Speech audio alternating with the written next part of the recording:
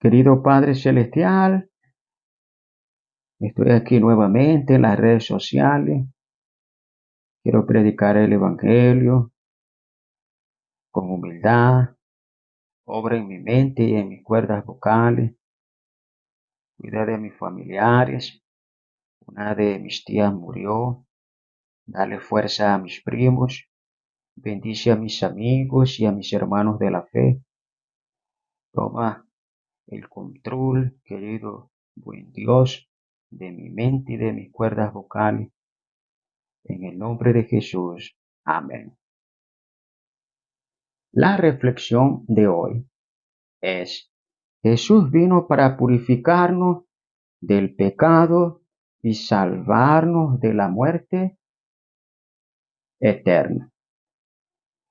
En Juan el capítulo 1, versículo 1, en el principio era el Verbo, y el Verbo era con Dios, y el Verbo era Dios.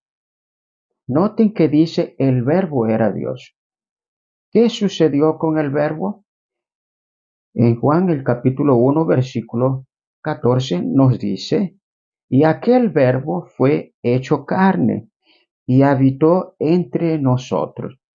Noten que no fue un ángel que se encarnó, fue el mismo Dios. ¿Quién fue el que se encarnó?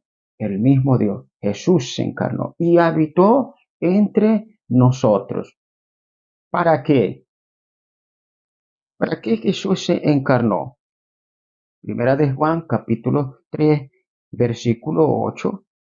Para esto apareció el Hijo de Dios, para deshacer las obras del diablo. Jesús vino a habitar entre nosotros, Dios encarnado. Vino a habitar entre nosotros para destruir las obras del diablo. ¿Cuáles son las obras del diablo? El mismo Primera de Juan capítulo 3 versículo 8 dice que las obras del diablo es el pecado, porque él peca desde el principio. Para eso apareció el Hijo de Dios, para destruir las obras del diablo, que es el pecado. ¿Están entendiendo? Al continuar estudiando allí, el apóstol Pablo, en Hebreos capítulo 1, versículo 3, hablando de Jesús, él sustenta todas las cosas con la palabra de su poder.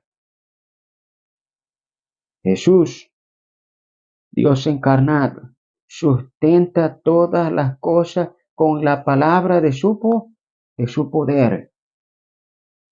Cuando nosotros continuamos estudiando en este versículo, dice que Él efectuó la purificación de nuestros pecados. ¿De qué forma? Pagando el precio. El precio, porque el pecado tiene sus consecuencias, la muerte eterna. Jesús pagó el precio por todos nuestros pecados. Ahora, aceptamos a Cristo y vivimos con Él nos purifica. La palabra poderosa sustenta todo el universo, mas también sustenta a todos aquellos que aceptan a Jesús para resistir a las tentaciones, para vencer toda tendencia al mal hereditaria y cultivada. Aquellos que creen y confían en la palabra de Dios y la colocan en práctica unida con oración, ellos van a ser purificados por Cristo diariamente. La purificación de nuestra vida es continua. Pecados conocidos tienen que ser vencidos con el poder de la palabra de Cristo. Jesús vino para purificarnos del pecado y salvarnos de la muerte eterna. Las obras del diablo es el pecado y la muerte también, la consecuencia. Mas Cristo pagó eso.